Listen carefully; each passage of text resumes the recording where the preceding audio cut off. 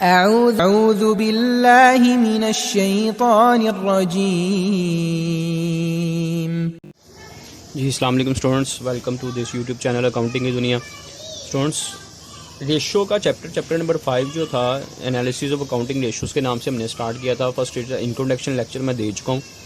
इसमें थोड़ी सी हमने जो है रेशोज़ के बारे में स्टडी की थी, किसके कौन कौन सी रेशोज़ हैं, उनकी टाइप्स के बारे में। फर्दर आज हम क्वेश्चन स्टार्ट करेंगे स्टूडेंट्स। फर्स्टली हम क्वेश्चन को रीड करते हैं। Following is the balance sheet of XYZ limited on 31 December 2010। Students, ये लाइबिलिटीज़ हैं, ये इसके एसेट्स हैं। फर्दर उन्होंने हमें बताया हुआ है कि सेल्स 6 लाख रुपए की सेल्स हैं, GP is 20% on cost. Calculate following ratios: current ratio, liquidity ratio, stock turnover ratio, debtor turnover ratio. ये 4 जो रेशोज़ हैं ये नॉर्मली काफ़ी बार रिपीट होंगी हमारे क्वेश्चन में, तो इनको आपने अच्छे तरीके से समझ लेना है और पेपर के पॉइंट ऑफ व्यू से भी ये 4 रेशोज़ इंपॉर्टेंट हैं। तो स्टूडेंट, सबसे पहले शुरू करेंगे हम क्वेश्चन नंबर हम करने जा रहे हैं 1। और फर्स्ट हमारे पास जो रेशो है वो है जी current ratio. Students, current ratio का फार्मूला क्या है? बहुत ही सिंपल फार्मूला है इसका। Current assets over current liability. Current assets over current liability. Current assets कौन कौन से होते हैं स्टूडेंट्स? आपने इस क्वेश्चन में अगर आप देखें तो एसेट साइड पर मशीनरी गिवन है, फर्नीचर गिवन है, ठीक है जी। हमारे पास स्टॉक गिवन है, सन्डी डेटर, कैश और प्रीपेड इंश्योरेंस गिवन है। फिक्स एसेट्स ये दोनों हमारे पास क्या हैं? फिक्स एसेट हैं। स्टॉक ये करंट एसेट है, सन्डी डेटर करंट एसेट है, कैश भी करंट एसेट, वैसे ये लिक्विड में कंसीडर किया जाता है लेकिन इसको यहाँ पे हम करंट ही कंसीडर करेंगे। प्रीपेड इंश्योरेंस ये भी हमारा करंट एसेट है। तो यहाँ पे मैं फर्स्टली करंट एसेट्स लिख देता हूँ। कौन कौन से हमारे पास करंट एसेट्स? जी सबसे पहले हमारे पास है जी स्टॉक 1,20,000 से स्टूडेंट्स। सन्ड्री डेटर्स हैं जी हमारे पास 90,000 से। इसके बाद ही हमारे पास कैश एट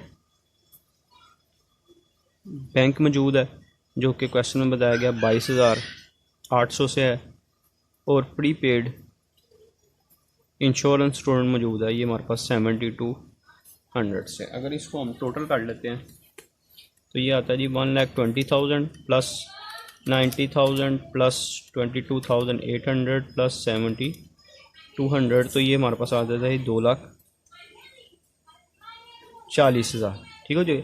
अब इसके बाद स्टूडेंट्स हमें चाहिए करंट लायबिलिटीज़। करंट लायबिलिटीज़ कौन कौन सी हैं? यहाँ पे मैं लिखूँगा करंट लायबिलिटी। अच्छा, जो क्वेश्चन में स्टूडेंट्स आप देखेंगे तो आपके पास सबसे पहले इक्विटी शेयर कैपिटल है, प्रॉफिट एंड लॉस काउंट है और 10% डिबेंचर है। 10% डिबेंचर परसेंटेज वाली जो होगी ये लॉन्ग टर्म होती है। इसके अलावा शॉर्ट टर्म में जो है करंट एसेट्स में हम सबसे पहले लिखेंगे सन्ड्री क्रेडिटर्स मौजूद है, प्रोविजन फॉर टैक्सेशन मौजूद है और बैंक ओवरड्राफ्ट। ये तीनों हमारे पास करंट लायबिलिटीज़ है। 1,50,000 ये है जी 10,000 और ये क्वेश्चन में मौजूद है हमारे पास 80,000। 80 और 90 और इनको ऐड कर लिया जाए तो ये हमारे पास आता है 2,40,000। तो स्टूडेंट्स इसको पुट कर देते हैं हम। करंट एसेट्स भी हमारे पास 2,40,000 के हैं और करंट लायबिलिटीज़ भी 2,40,000 की हैं। तो इसका आंसर आ जाएगा 1:1। और स्टूडेंट्स यही हमारे लिए फेवरेबल भी होता है कि इनकी जो रेशो है ये 1:1 ये आइडियल पोजीशन होती है। अच्छा स्टूडेंट्स, इसके बाद सेकंड की तरफ चलेंगे। सेकंड में हमारे पास है जी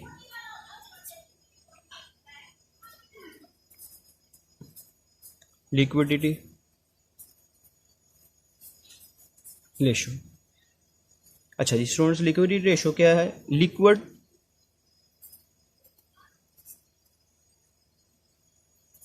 liquid assets over current liability. Student, liquid assets कौन से होते हैं? आपने यहाँ पे एक चीज़ को याद रखना है, आपके स्टॉक और प्रीपेड एक्सपेंसेस के अलावा जितने भी एक्सपेंस आप करंट एसेट में कंसीडर करेंगे वो सारे आपके लिक्विड एसेट्स होंगे। स्टूडेंट्स, 2 के अलावा एक आपने यहाँ पे प्रीपेड इंश्योरेंस नहीं लेनी और दूसरा स्टॉक नहीं लेना, ठीक है। बाकी जो आपके एसेट्स होंगे उनको हम लिक्विड एसेट्स कंसीडर करेंगे। तो यहाँ पे मैं देखते हैं कि ये तुम्हारा टोटल आया था 2,40,000 का, इसमें से माइनस कर देंगे हम प्रीपेड जो कि 7,200 है, और माइनस कर देंगे स्टॉक को भी जो कि 1,20,000 है। ये हमारे पास आता है जी 1,12,800, और करंट लाइबिलिटीज़ ये हमने टोटल किया है, ये हमारे पास 2,40,000। मैं यहाँ पे इसकी लिक्विड एसेट्स लिख भी देता हूँ। ये आपने क्या करना है, करंट एसेट्स में से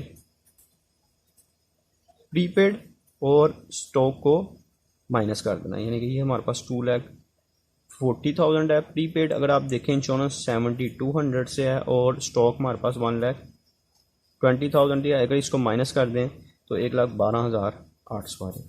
ये स्टूडेंट्स वर्किंग साथ साथ आपने शो करनी है, क्वेश्चन का हिस्सा होती है। इस स्टूडेंट्स को डिवाइड करते हैं हम,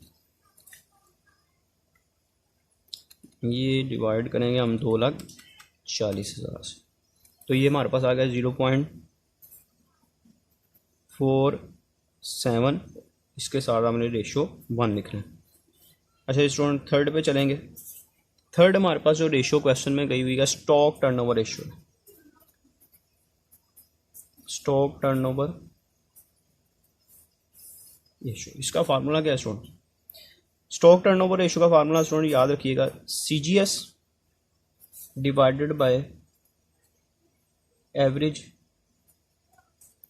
स्टॉक। CGS का आपको पता है क्या होता है, कॉस्ट ऑफ गुड्स सोल्ड। और एवरेज स्टॉक का मतलब है अगर आपके पास क्वेश्चन में ओपनिंग और एंडिंग दोनों स्टॉक्स मौजूद हों, ओपनिंग स्टॉक भी बताया हो और एंडिंग स्टॉक भी बताया हो, तो आपने क्या करना है, उन दोनों को ऐड करके 2 पे डिवाइड कर लेना है, तो आपके पास एवरेज स्टॉक आ जाएगा। और अगर ओपनिंग और एंडिंग ना दिया हो तो जो स्टॉक मौजूद होगा उसी को ही हम ओपनिंग स्टॉक, उसको एवरेज स्टॉक कंसीडर करेंगे। फिर उसको डिवाइडेड बाय 2 आपने नहीं करना, ठीक है जी। इसकी थोड़ी सी वर्किंग करेंगे। सबसे पहले हमें यहाँ पे जो चाहिए CGS चाहिए। CGS हमारे पास मौजूद नहीं है, लेकिन स्टूडेंट्स यहाँ पे उसने कहा हुआ 60% GP is equal to 60% of sale, ठीक है जी स्टूडेंट्स। 60% ऑफ सेल हमारा GP है। अब हमने क्या करना है, अगर स्टूडेंट्स आपको याद हो तो सेल किसके इक्वल होती है, कॉस्ट प्लस प्रॉफिट, ठीक है जी। आपको मैंने क्वेश्चन में अच्छा ये सॉरी कॉस्ट कहा हुआ है, 60% ऑफ कॉस्ट, ठीक है जी। ये आपको याद होगा, मैंने आपको बताया था कि ऑफ के बाद वाली जो इसमें हमने किया था CGS में, ऑफ के बाद वाली जो होगी उसको आपने 100% कंसीडर करना है, ठीक है। और प्रॉफिट हमारे पास आ गया, क्वेश्चन में बताया गया, सॉरी ये 20% बताया हुआ, 20%। तो सेल हमारी कितनी हो गई जी, इसका मतलब है ये सेल हमारी 120% हो, ठीक है। अब इसको हम यूज़ करते हुए हम क्या निकालेंगे, अपना CGS निकालेंगे। तो हम लिखेंगे कॉस्ट की परसेंटेज क्या है 100, और सेल हमारे पास गिवन है, इस सेल को यूज़ करना है। सेल अगर क्वेश्चन में आप देखें तो 6 लाख मौजूद है, डिवाइड करेंगे सेल की परसेंटेज। तो अगर इसको डिवाइड करते हैं हम 6 lakh multiply by 100 divided by 120, तो ये हमारे पास आती है जी कॉस्ट। इसका मतलब है हमारे पास आ गई 5 लाख, ये हमारे पास CGS आ गया। और इसको मैं यही जो हमने फार्मूला लिखा था यहाँ पे मैं पुट कर देता हूँ कि CGS हमारे पास हमने क्वेश्चन में निकाला 5 लाख, और स्टॉक जो कि ओपनिंग एंडिंग मौजूद नहीं है, सिर्फ हमारे पास जून सा स्टॉक मौजूद है, उसी को हम लिखेंगे। इसको डिवाइडेड बाय 2 आपने नहीं करना, इसको हम डिवाइड करेंगे 1,20,000 से, तो ये आता है 4.167 कर दें। अच्छा स्टूडेंट्स, इसके साथ आपने क्या लिखना है, इसके साथ आपने क्वेश्चन में आपने लिखना है टाइम्स, यानी कि इसका मतलब क्या है कि ये हमारे पास 4.16 टाइम्स जो है हमारा स्टॉक हम री स्टॉक करते हैं, यानी कि एक साल में हम 4.167 बार स्टॉक मंगवाते हैं। इसका मतलब ये होता है यहाँ पर स्टॉक टर्नओवर रेशो कि कितनी बार स्टॉक मंगवाते हैं साल में, तो ये हम 4.167 बार स्टॉक पुट करते हैं, प्लेस करते हैं ऑर्डर। अच्छा स्टूडेंट, उसके बाद नेक्स्ट जो हमारे पास फोर्थ रिक्वायरमेंट है वो है डेटर्स टर्नओवर रेशो। ये स्टूडेंट बड़ा ही आसान है, इसमें आपने क्या करना है, डेटर्स है ना, तो डेटर्स कौन होते हैं, वो लोग जिनको हम उधार पर चीज़ें सेल करते हैं। तो आपने सबसे पहले लिख लेनी है net credit sales over average debtor. अच्छा स्टूडेंट, यहाँ पे नेट क्रेडिट सेल, चूँकि क्रेडिट सेल और कैश सेल सेपरेट नहीं दी हुई, सिर्फ हमें सेल ही कहा हुआ है, तो उसी सेल को हम क्या कंसीडर करेंगे, 6 lakh divided by debtors. Average debtor भी यहाँ पे ओपनिंग डेटर एंडिंग डेटर मौजूद नहीं है, सिर्फ डेटर्स के नाम से उसने लिखा हुआ है, तो हम इन्हीं डेटर्स को कंसीडर कर लेंगे। यहाँ पे हम क्या करेंगे, 6 लाख डिवाइडेड बाय 90,000। तो ये स्टूडेंट्स हमारे पास आ गया 6.667।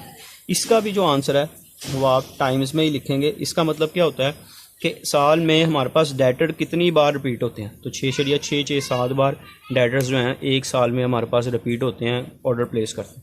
ले स्टूडेंट्स, ये एक आसान सा छोटा सा क्वेश्चन था जो कि फर्स्ट क्वेश्चन था, हमने इसको सॉल्व किया। उम्मीद है कि आपको समझ लग गई होगी। अगर कोई प्रॉब्लम आती है मुझे कमेंट सेक्शन में बताइएगा। इंशाल्लाह नेक्स्ट लेक्चर में आपसे मुलाकात होगी, तब तक के लिए अल्लाह हाफ़िज़।